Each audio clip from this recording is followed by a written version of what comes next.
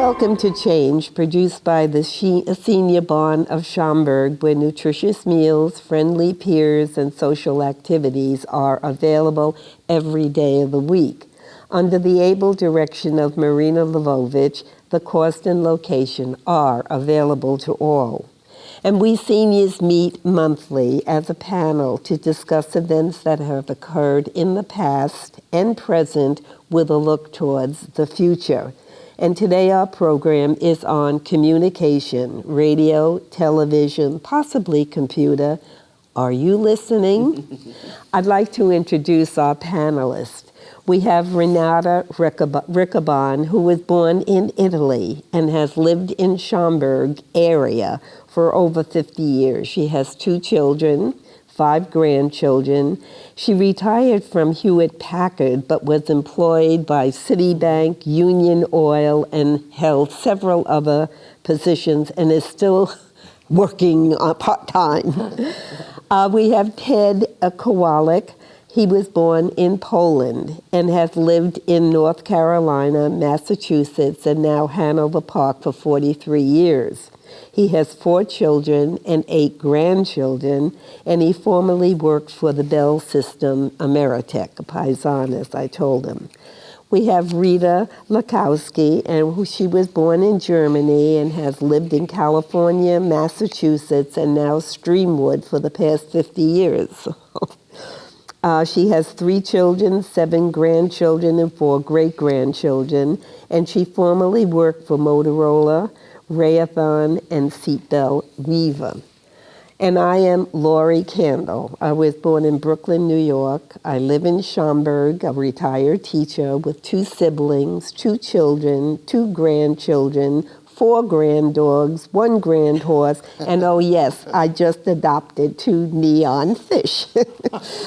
We certainly have an international group with our panelists this time, with Renata born in Italy, Ted with Poland, and Rita in Germany, and myself with the United States.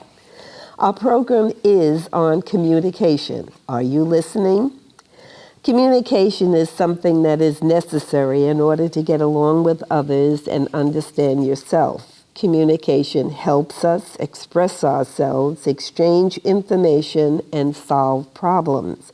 Without it, we are enclosed in a concrete cell. Cavemen also understood this premise, beginning with face-to-face communication, inscribing pictures on cave walls, sending smoke signals, drumming, let them know their thoughts and actions. Most of this was local, but the need for distant communication became evident. Carrier pigeons and later Pony Express expanded and crossed distances. On water, the use of the semaphore flag served the same purpose. It must be said that it was the contribution of many individuals that led to previous and further developments. However, the greatest breakthrough was the invention of Samuel Morse's telegraph. Later, Guglielmo Marconi used airborne radio waves to send information with wireless telegraphy. The precursors of modern radio, the crystal radio that could be homemade, followed by radios with vacuum tubes, transistors, and now chips, opened up to global communication. The modern telephone also is the result and work of many people. Alexander Graham Bell was, however, the first to patent the telephone as an apparatus for transmitting vocal or other sounds in 1876. And most of us recall the famous words uttered by Bell, "Mr. Watson, come here, I want to see you."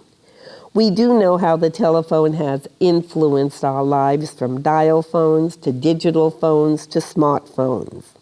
RCA invested $50 million to develop electronic television. Now we could see pictures, not only hear voices. With the advent of the computer, our lives were forever changed.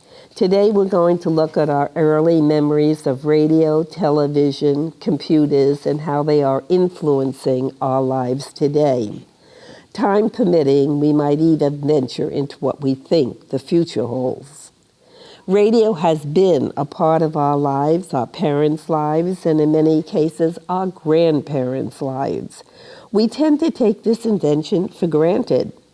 I remember having only one Philco in the house, but when Grandpa came for an extended stay and wanted to watch the Polish news at the time of my father's Gabriel Heda news, that necessitated another radio, this time in the kitchen.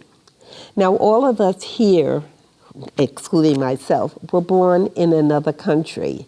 What early memories do you have of the radio in the country that you were born in? Ted, would you tell us? Well, I was 6 months old when my family, myself and my family, were transported into Germany as labor during the Second World War. So in Germany, basically we were banned from having radios. So there was no radio at all. Our communication was strictly face-to-face, verbal. There was no radios allowed. Oh, did people sneak some in, or?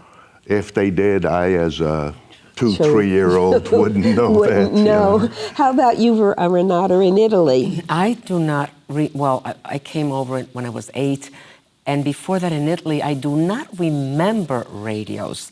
I really do not think we even had a radio back then. We spent a lot of time together, we talked. I grew up in a small town, so everyone knew each other, and we just didn't have a need for a radio, I believe. How about that? And how about you, Rita? Since you came over much older, what are your early memories in Germany with the radio? A small town, Europe. It's a very small town. And we had a radio, but we had no electricity, so it was either crystal or whatever, I don't know. Mm-hmm. And we listened to, I'm from Bavaria. We listened more to Bavaria programs, and it was only a couple of hours a day. Mm-hmm. And in the evening there was news, and it come from England, I guess, and you had to be very careful what you're listening to, because you never know who was outside listening to what you were doing. Oh, okay. So you were closely watched in that area. Right. Mm-hmm. How about that? Okay, we were just about starting this discussion, and we're going to continue it in the next segment.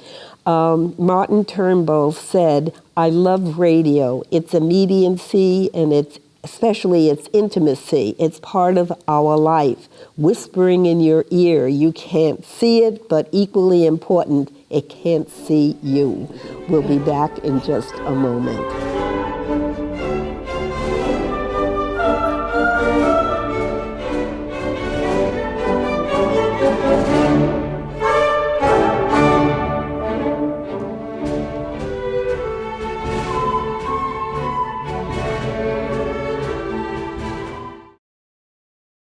Well, we were talking about the radio in our land of birth. When did your interest in radio really bud forth? Ted?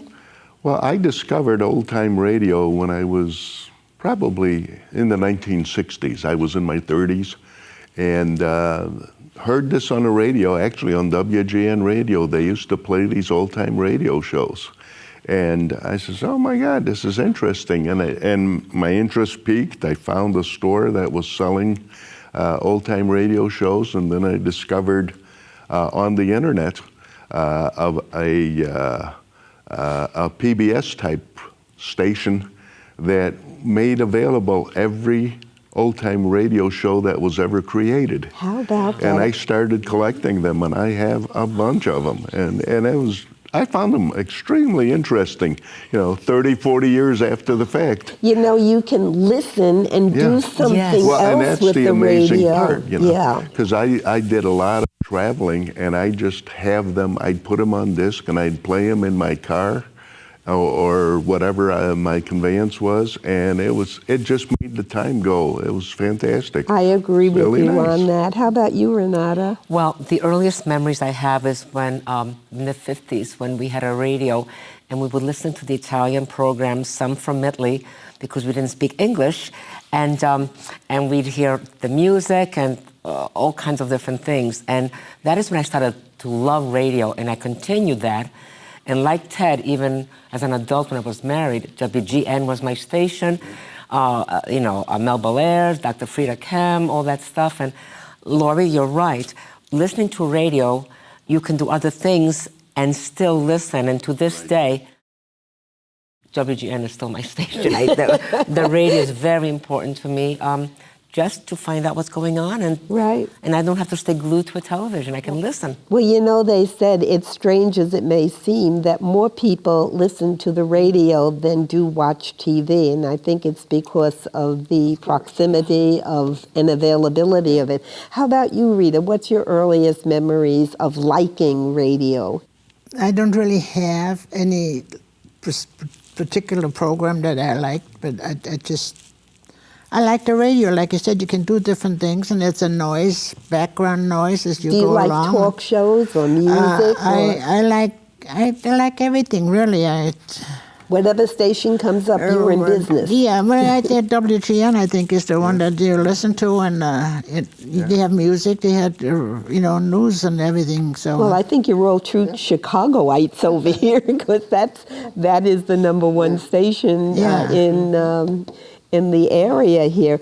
Would you say that the radio encouraged family togetherness? Why or why not? I would say that years ago it did, when people would gather around the radio to listen to the shows, and that's all they had back then. I am not quite sure as time went on if that was the case, because then television came on and different things, but I think years ago it was the case, yes, but I don't think it is anymore. Yeah, and I feel the same way. My family, as far as growing up, and even after I got married and had a family, it was television that everybody was connected to. The radio was a secondary item. Sort of faded out. Yeah, turn the radio on to get a traffic report or a weather report, but if you wanted entertainment, you went to the television. And we're going to be branching right into that. And Rita, how about you? We used to listen to songs and sing along with it. It was... Mitch Miller. No, I'm talking Europe. Europe. Okay, so that would be radio. So it was the radio, and we learned the songs by it, because we didn't really have any other entertainment except just the radio. Exactly. Or we played, the kids were played outside. When we were not in the house constantly, we were always outside. Right. I don't think our parents knew where we were most of the time. Yeah, because it was safe. Yeah. When you get hungry, you went home, because it was around supper time or lunchtime or whatever. But the radio was our entertainment. When you could go and do whatever, cooking or cleaning or mending or knitting or whatever, and sing along with it. And you could have the radio on, exactly. Yeah. Now, you mentioned that the radio was a part of your life. Raising children, did it change? Did the radio have as much influence upon them as it had upon you? Ted? Not at all. Not at all. They actually ignored radio. Television was their primary source. They didn't understand what radio was for. They basically, as you'd look at it, says, what do? Just sit there and stare at the radio? They'd rather sit and stare at the television. Right, the boob tube. My 4 children growing up, they had very little interaction with the radio. It was all, Bozo and everything else that was on TV. Exactly. Yeah. How about you, Rita? And it's the same thing here. My children were born here, so the radio was not that important. And my husband was one of the children, I think, where TV was coming in, and they were addicted to TV. Right. Would you say that the radio is going to fade out, or do you think it's going to remain with us? Renata? Well, I don't know if it's going to fade out, but I do think that a lot of the programs can be streamed.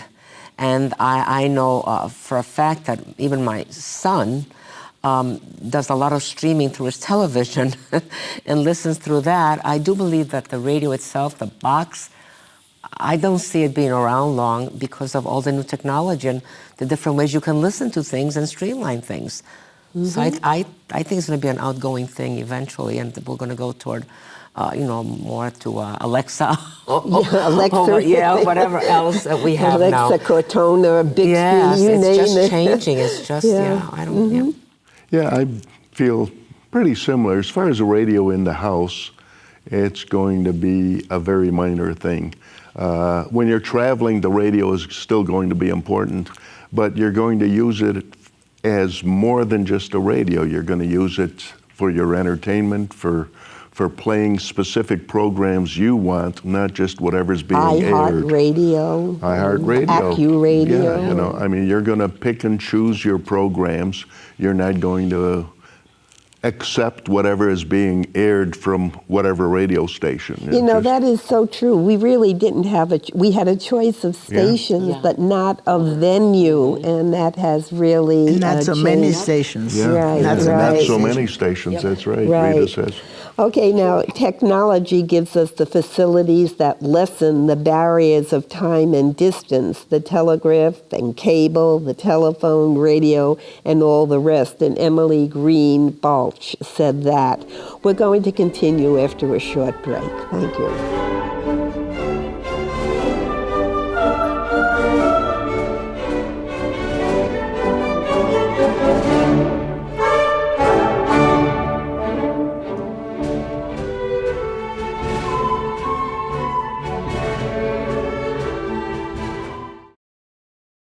Okay, welcome back.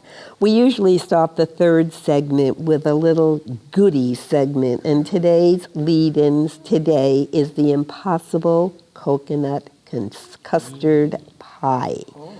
What you will need is milk, flaked coconut, Bisquick, sugar, eggs, and margarine.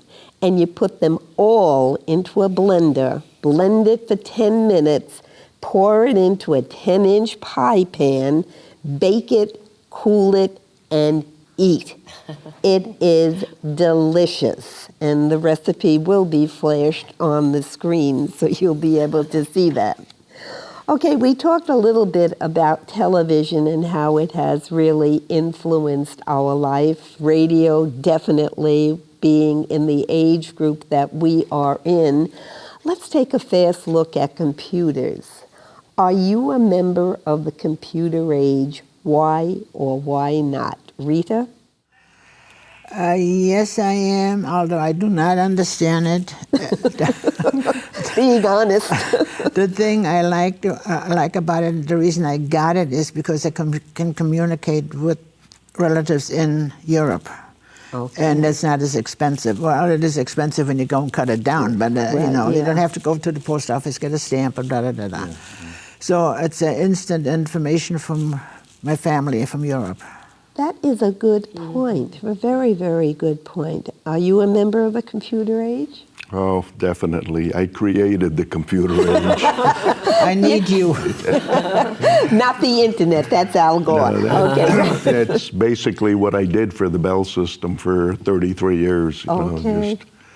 Started with the first ones in 1969. Ooh, that's the very beginning when these things took up a whole room. Punch cards and everything else, and then we progressed from that into IBM mainframes, and I got my first, not laptop, but a 42-pound portable, which was from NEC, and that was probably in the late 70s, which I still have, by the way. Oh my God, you're a collector? Well, I just never got rid of that one. I got rid of the other ones. But yeah, currently I have 3 laptops, 2 towers in my house. But, my wife passed away, so I can do things like that. Right. No, I have a flat screen. It takes up little room.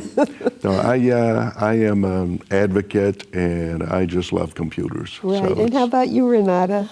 Well, yes. I worked for computers half of my life, retiring from Hewlett-Packard. I worked for Compaq and other computer companies, so doing billings and things. So, yes, I was around them. I remember when I first started working for them in the 70s, I mean, we had a whole room and these huge machines, and that was the computer. And then by the time I retired, they were so little. You can So, put it in your pocket. Yes. So yes, I do enjoy them very much, and I do use it, especially for Skyping to Oh, Europe. definitely. Like you said, I do a lot of that, and my friends throughout the United States, I Skype and we can see each other and just get information. Right. So I do enjoy it. Yep, I do use Now, it. what did you find was the greatest challenge in adapting to this new technology? Rita, did you Oh, find yeah. it easy, hard? I have 3 children, and they all try to teach me how to do that. And if you don't use something for a while, you forget our age, okay? Then I have to go back and ask, how did you do that? And I showed you, I showed you. So I'm writing it down now, more or less, so I can remember when I do it again, because sometimes I don't do anything for months, and then, what the heck did I do now? Well, you know, it's almost like this one little boy was helping his neighbor, and he says, oh, I can take care of it. It's I.it. So she says, oh, what's that technology? He says, just write it down. Idiot. Did you find any challenges in... My biggest challenges were helping all my relatives because it was, if you have a problem, call Uncle Ted. You know, Right, it was yeah, I like agree. whether it was the kids or the adults, you know, they all, and it got to such a point that my wife was complaining because I didn't have any spare time. The phone would constantly ring and somebody would want a computer set up or something, you know. So I finally had to limit it a little bit, but yeah, you know. You were a responsible person, responsible for everybody's computer That was knowledge. it, yeah. What was your challenge, My Renata? challenge was that even though I used it all the time, and I still do, I still don't have the patience to sit down and spend long hours learning different things. So that is was my challenge, still is. I just, you know, if it takes a lot of work and I just don't want to sit there for hours figuring it out. That's my challenge. Patience. I don't Well, have I the can patience. remember when computers came into schools in the 80s, we had to teach it. And I remember sitting down in front of the computer and they said, we're going to put our report cards on computer. Tears Yeah. came down. Yes. I had to learn this. But has the computer and the smartphone, which is one of the smallest ones, changed your life in any way? Not really. I am not a computer person. I don't sit there and go through whatever. I do my thing and get out. I don't pay any bills on it. I don't trust it. It may be wrong for me, but say so. But Well, it's hacked many times, yes. I mean, I like to go and have something in my hand when I pay a bill, not to go and have it in the computer. Right, right. So you adapted to it in your own way. Yeah. How about you, Ted? Well, one of my passions is photography. So the computer has totally turned that around because I used to have a dark room and I do old-time photo restoration, which would take weeks, and now I can just do it in hours on the computer and everything is digitized and it's just great, you know, so. And how about you? Oh, it's changed my life completely. I do all my bills on my computer. Even when I travel, and I travel quite a bit, my smartphone goes with me. I can pay bills from Europe or wherever I am. I'd be lost without it as far as being in touch with my grandchildren in college, especially my smartphone. Yeah, it totally changed my life. I mean, if I need to know something, I just go on it, ask a question, there it and I get is. an And that's answer. it. Yeah, Well, here's a question. What? If you had a choice, what would you give up? The radio, the phone, or the computer? Food for thought. Radio or the phone. The computer can do the rest. It does it all, actually. Renata, quickly. Radio and computer, because the phone I can carry, the computer I can't when I travel. Rita? I think I'd like my radio. Okay. I'm sorry. Well, with that, we have to end the program. I want to thank each and every one of you for participating, and God bless you all for taking the time out and coming here. And God bless all who are watching, and may there be peace in the world. Amen. Amen. Amen.